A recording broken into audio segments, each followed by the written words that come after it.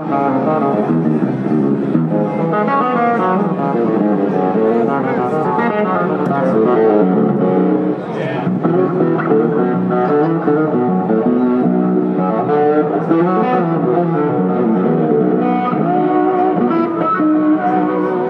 cool. This is John, Peach Guitars, with my dear friend Wesley Seed from Rivolta.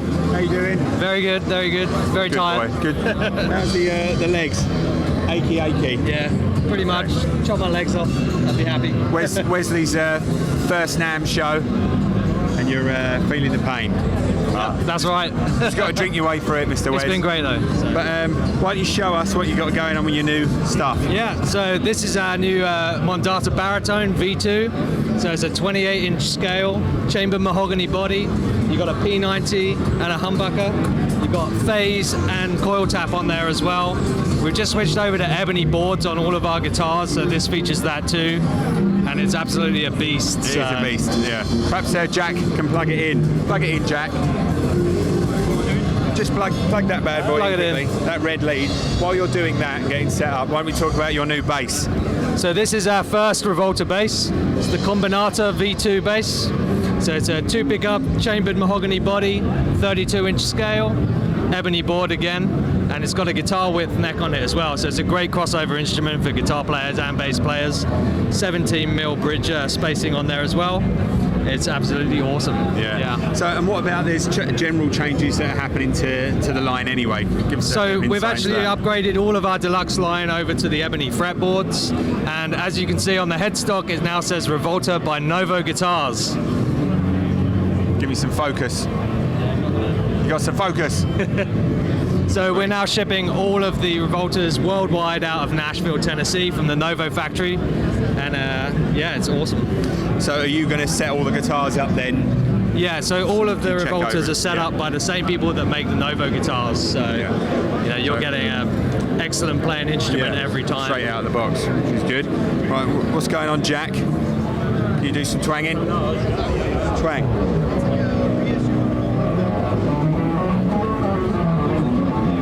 Down here.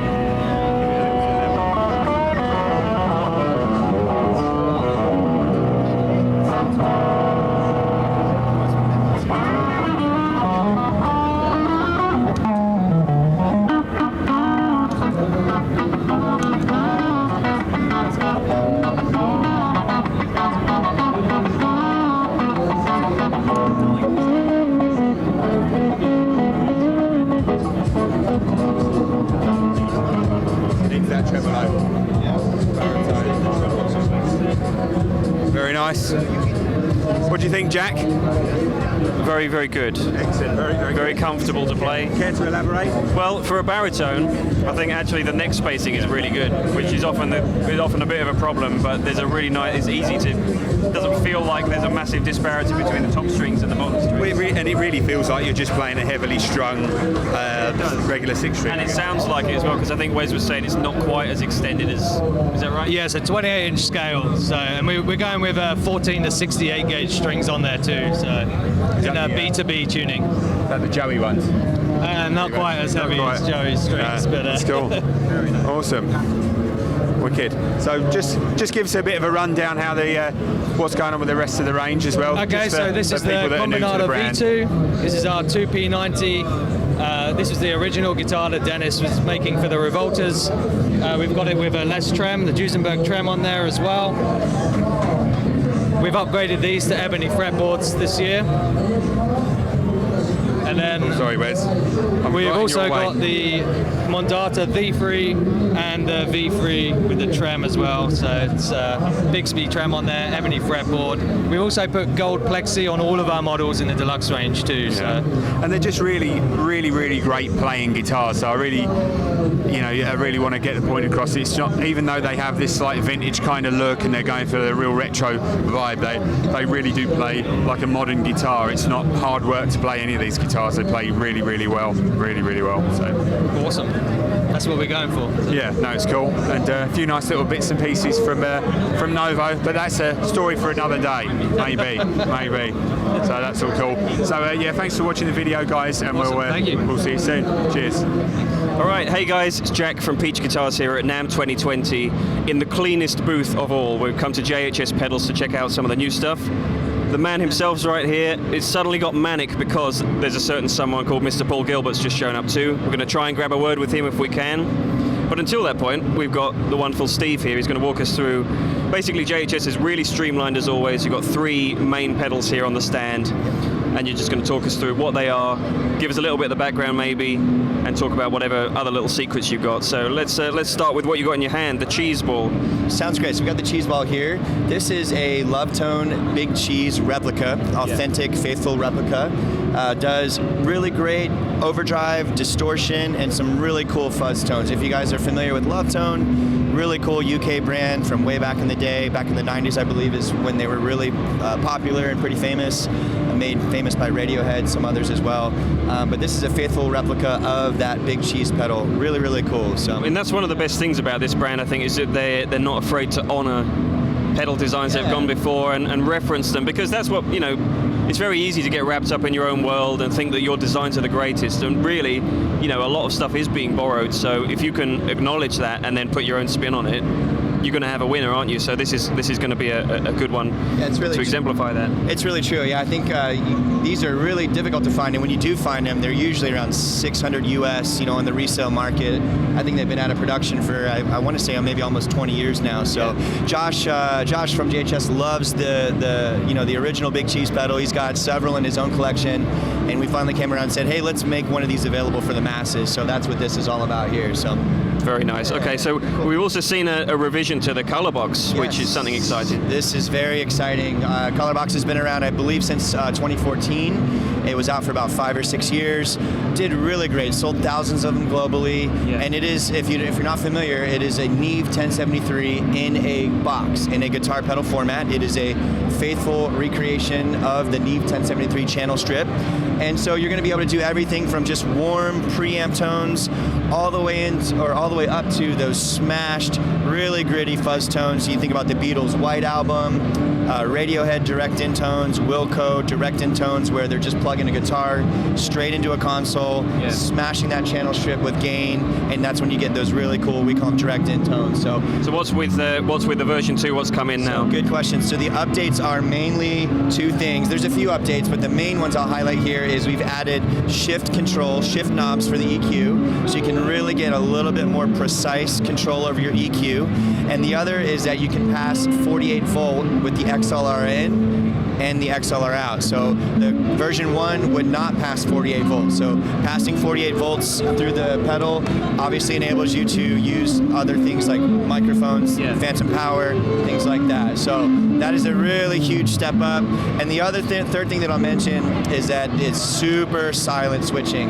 The V1 was not quite so silent, had a little bit of switch pop, and you know, it's a preamp in a box. It was kind of one of the first of its kind, and so we solved that issue, and now it is super silent switching. So I really like the color. I mean, it's such a good utility pedal, so now you even got more utility out of it, so absolutely, that's good to see. It's a great product. We love it. One of our favorites. So let's talk about the reason that this booth is now one of the busiest in NAMM. It's just got busy all of a sudden, right? We've got a new distortion pedal from, let me grab it real quick. Sure, one of the greats of guitar playing, who's, I don't think, has ever lent his name to a distortion pedal before, or am I wrong? I don't think so. I'd have to go back and look. But not in recent memory, anyway. Yeah, definitely not recently. So this is the Paul Gilbert PG14. It's blue with pink knobs. No, but this is what, at the heart of it, it's a FET amplifier. Paul came to us, he'd been using some of our pedals for a couple years. He used, I believe, the Moonshine, the Bonsai, the Haunting Mids, the Super Bowl, maybe a few others. So we had gotten to know Paul over the last couple years. He kind of came to us and said, hey, it would be really cool to put something and do something together. And he had some different ideas, and he wanted kind of a FET-based, not a FET-based, but a small wattage amplifier type of overdrive distortion in a box, with some cool extra mid controls. So that's where we came up with the PG14. So at the heart of it, it is a FET-based overdrive distortion.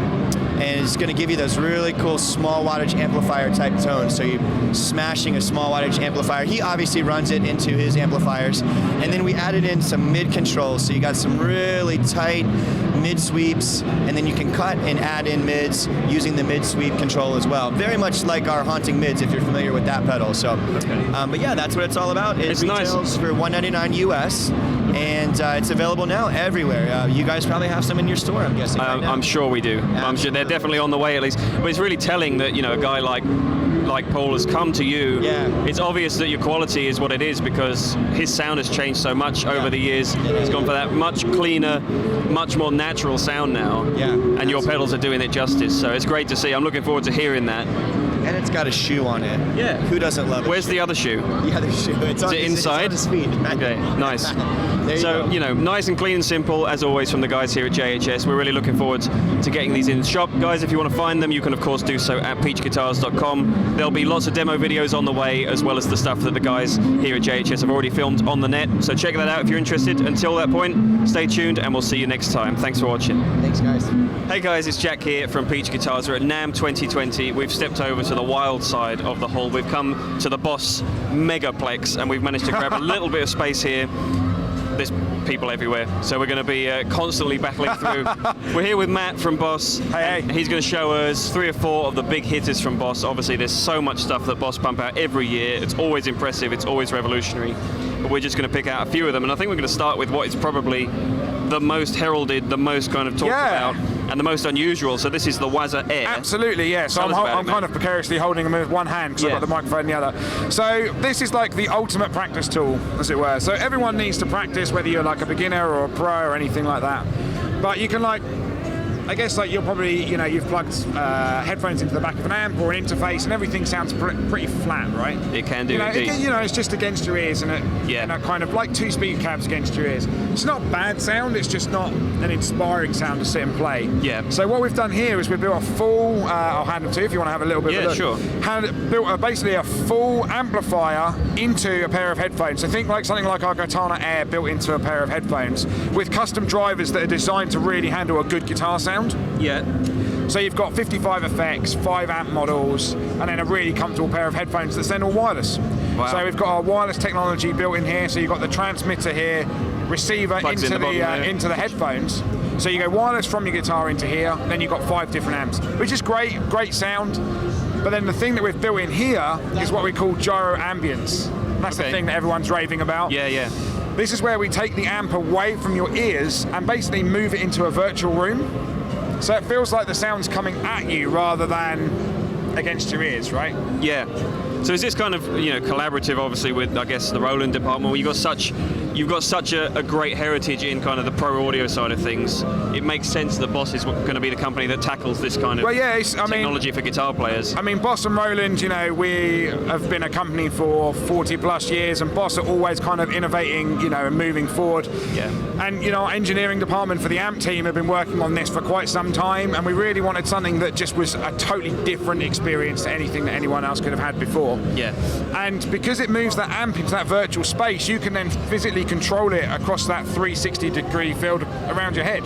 So like you're playing an amp in a room, if you turn, the sound will change in either ear, or you can put it behind you. And then you can play backing tracks through it as well. So it's full Bluetooth audio. You can stream from your phone. We even hooked it up to an Amazon Alexa, so you can go like, hey Alexa, play my backing tracks or whatever. And so they are just a pair of headphones as well? Yes. If you need them. So you get maximum bang for buck. Exactly, yeah. So you can use them as headphones, 5 hours battery life, 12 hours for the transmitter. And they look smart too. Yeah, exactly, yeah. So really comfortable, and we worked really hard on making sure they were comfortable to wear, especially if you're going to wear them for 5 hours. Let me test that.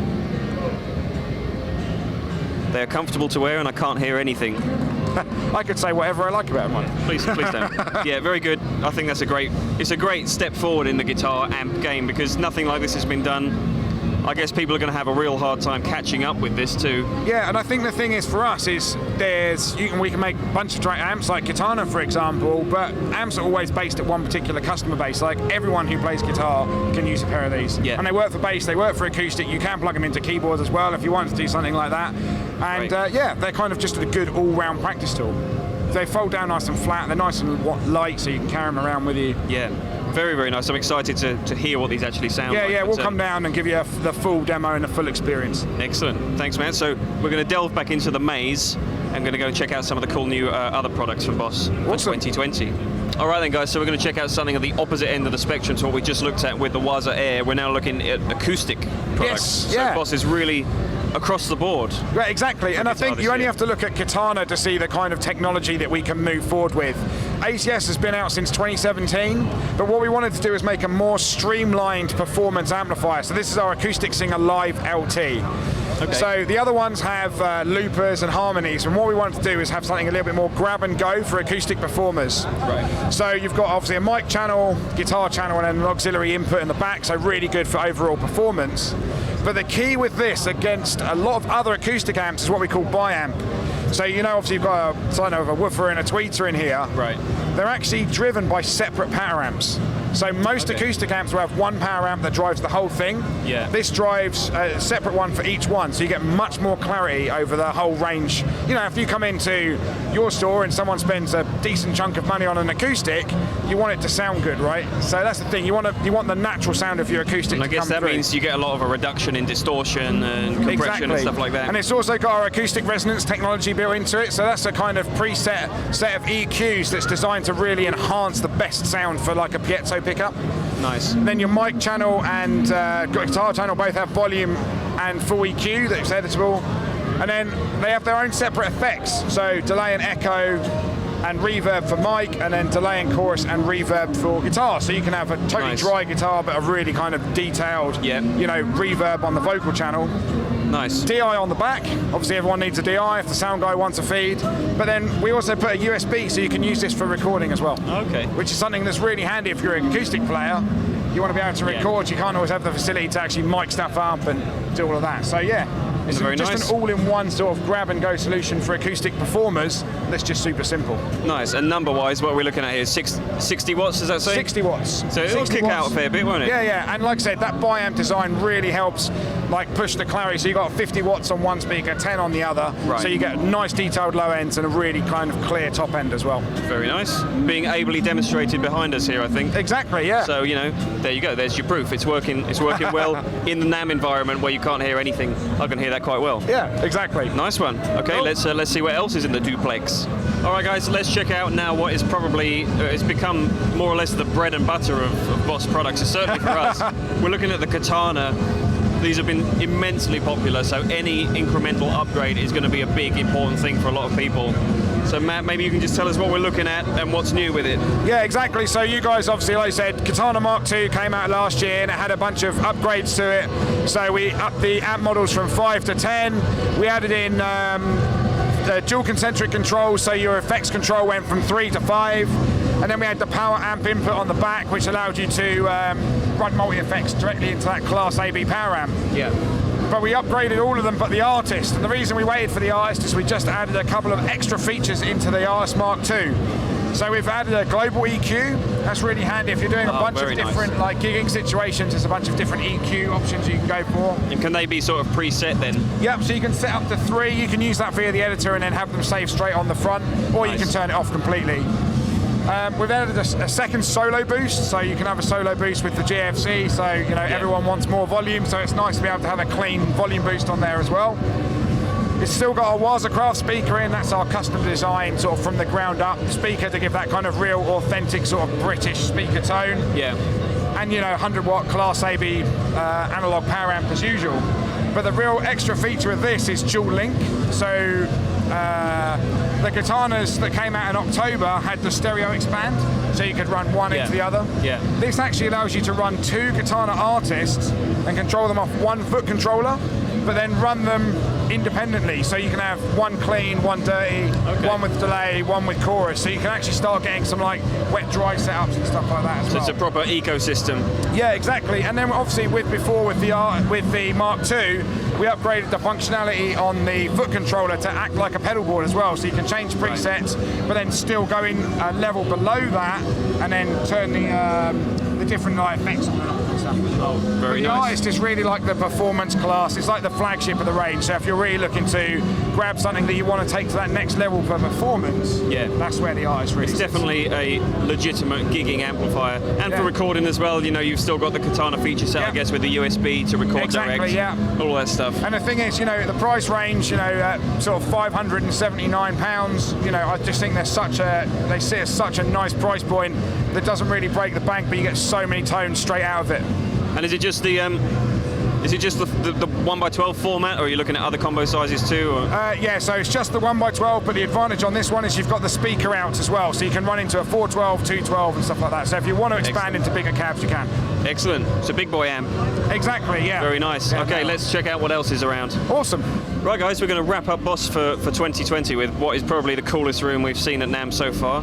This guy is Austin, and he's going to talk to us about all things synthesizer, I believe. Yes, so we have the new Boss SY1000. So GK pickup technology has been around for a long time, Yeah. right? It's what we use to create our guitar synthesizer tones.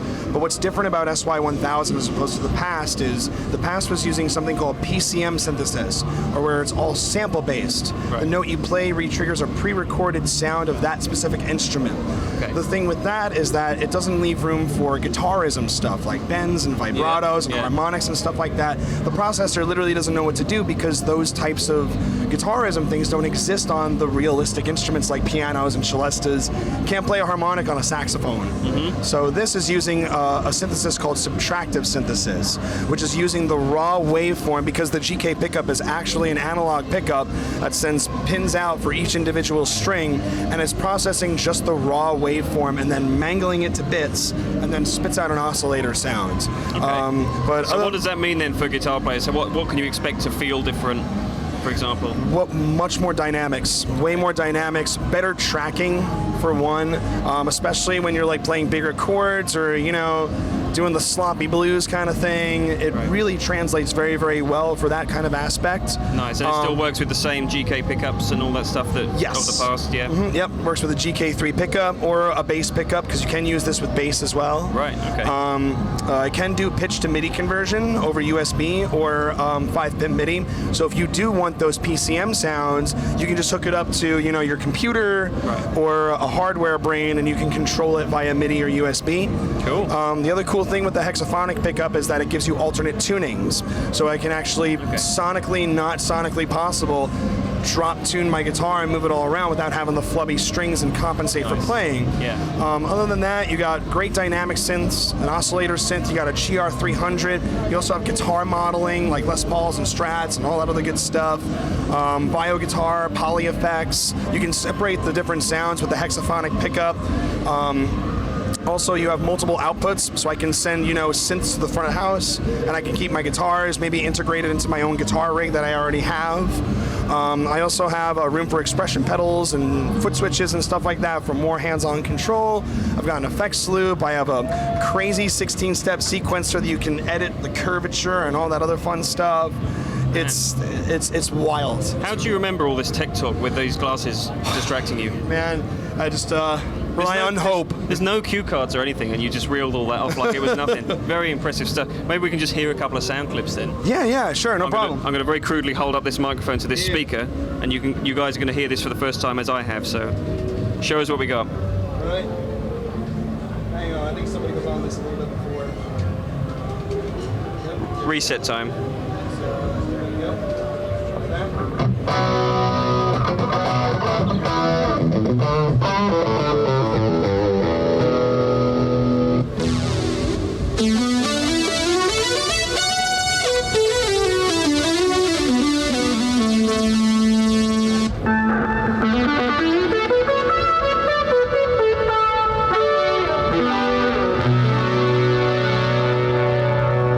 There's one in specific that I really, really like. So this patch is actually going to be in drop C. So this will kind of show off the alternate tuning side of it. Or you can even also do 12-string DAD-GAD tuning.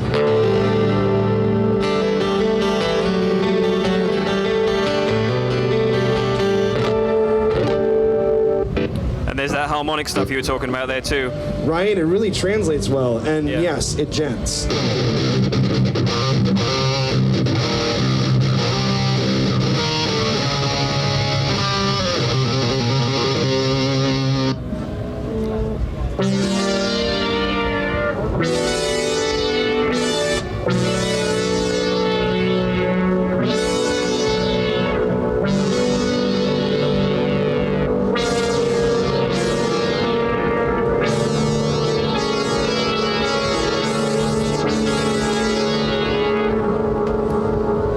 interesting indeed. Amazing selection of sounds in there. I'm glad you've got a whole room to yourself to operate this, because I mean this would just blow my mind, but I'm sure to the people watching there's going to be some interesting sounds in there. I'm sure you can think up some very creative uses for this kind of thing. If you want to find out any more info about all this stuff that you've seen so far, of course, check out peachguitars.com when you've seen this video. We're going to be seeing all this stuff imminently, and hopefully we can manage to figure out what the hell to do with it, as you have so ably demonstrated. So thank you very much for your time. No, thank you. Much appreciated. Thanks for watching, guys. Stay tuned. We'll see you next time.